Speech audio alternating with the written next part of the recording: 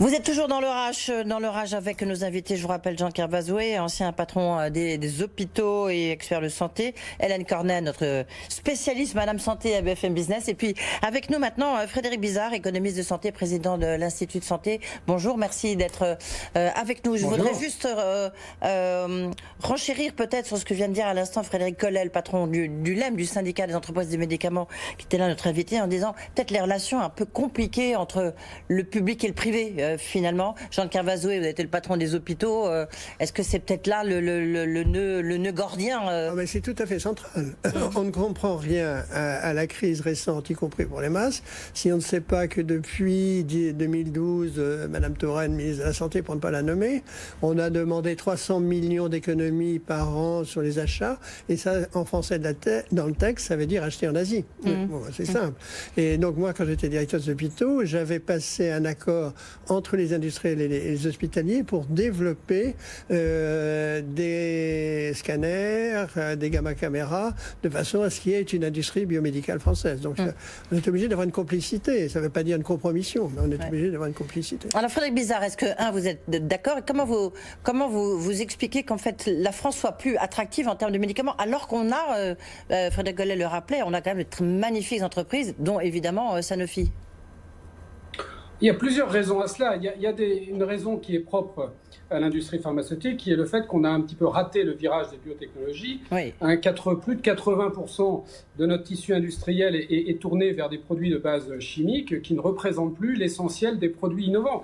Donc on a un gros retard dans notre tissu industriel pour la production de ce qui fait l'innovation aujourd'hui, donc toutes ces biotechnologies.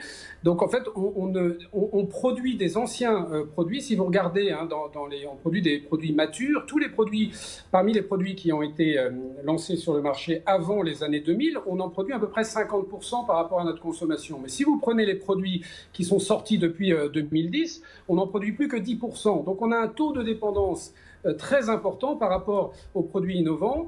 D'autre part, à partir du moment où on a un modèle social aussi généreux que le nôtre, et c'est plutôt une bonne chose, il faut plutôt être tourné vers des produits à forte valeur ajoutée. On a plutôt tendance à produire des produits et des médicaments à faible valeur ajoutée. C'est un peu le même problème que pour l'industrie automobile.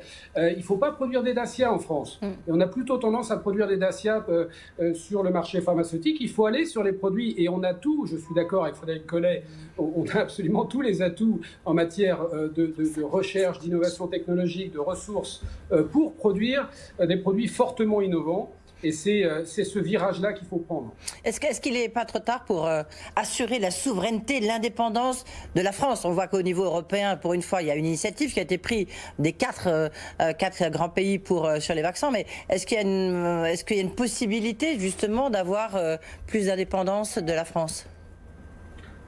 Oui, il y a une marge pour le faire. D'abord, par rapport aux produits génériques, on a été beaucoup trop loin dans la sous-traitance aux produits d'Asie, dans la production de ces produits génériques, dans la production de ces principes actifs. Donc il y a un rééquilibrage pour ces produits-là à faire, pas uniquement au niveau de la France, au niveau de l'Europe, pour être moins dépendant de l'Asie. Ensuite, par rapport aux produits à forte valeur ajoutée, aux produits de biotechnologie, là, la concurrence, elle est principalement dans l'Union européenne et aux États-Unis. Donc là, il faut que la France investisse massivement dans ces structures de production tournées sur la biotech. Et on en a. Donc là, c'est de l'investissement qu'il faut mettre.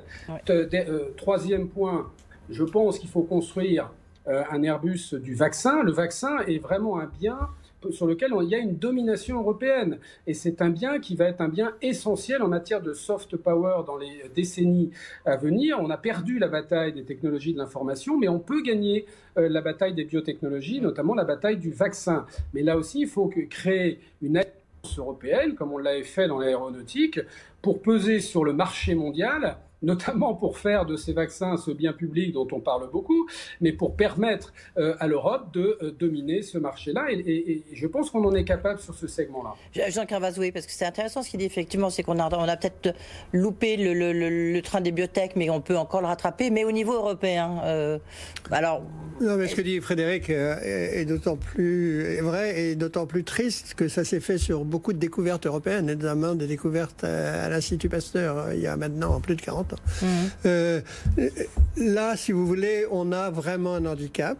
Cet handicap s'appelle OGM. Donc, parce que entre les biotechnologies végétales et les biotechnologies animales, c'est vraiment les mêmes. Bon. Et vous n'avez pas de base de données nationale en France où vous auriez une centaine de millions de génomes d'êtres humains. Donc ces bases de données, elles sont aux États-Unis, elles sont dans certains pays comme l'Islande. Donc vous voyez qu'il y a beaucoup de choses à voir, à comprendre, et il y a beaucoup de réticences sur ces sujets qui sont tout à fait centraux.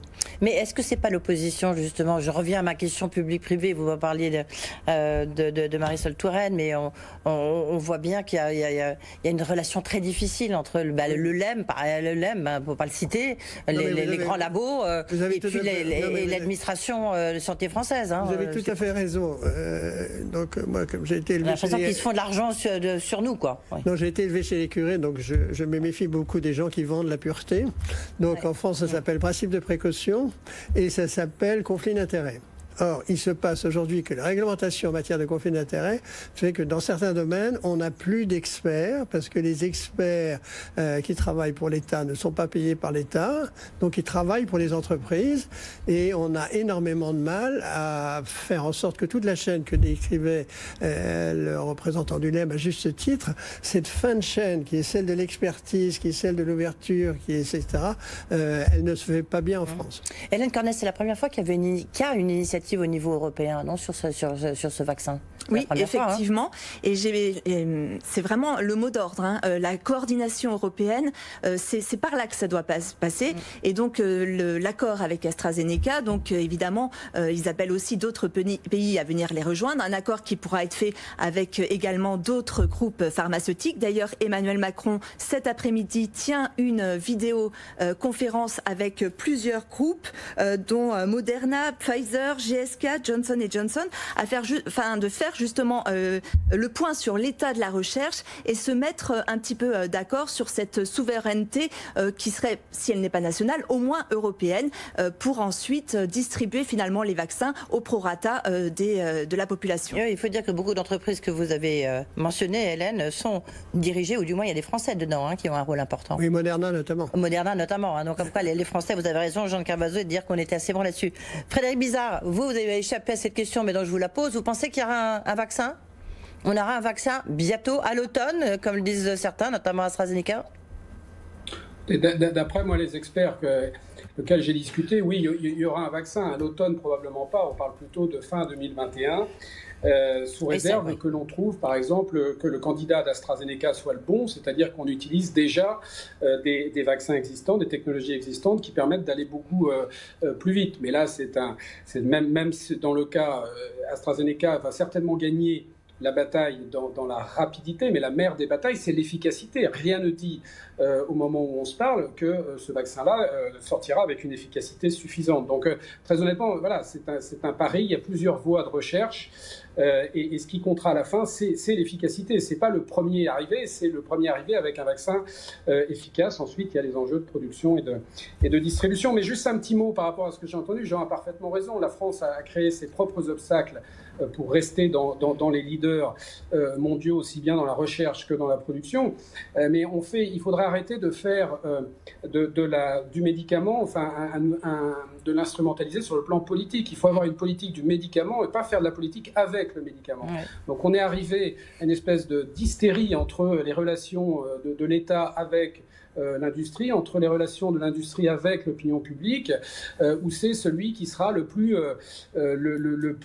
négatif, le plus critique, le plus contraignant vis-à-vis de cette industrie qui l'emportera auprès de l'opinion publique. Ouais, merci. Donc ça, c'est un obstacle majeur pour les grands laboratoires pour investir en France. Merci beaucoup à Frédéric Bizard. Jean Carvazo, peut-être le mot de la fin. Est-ce que cette souveraineté, cette relocalisation, est-ce qu'il y a des chances ?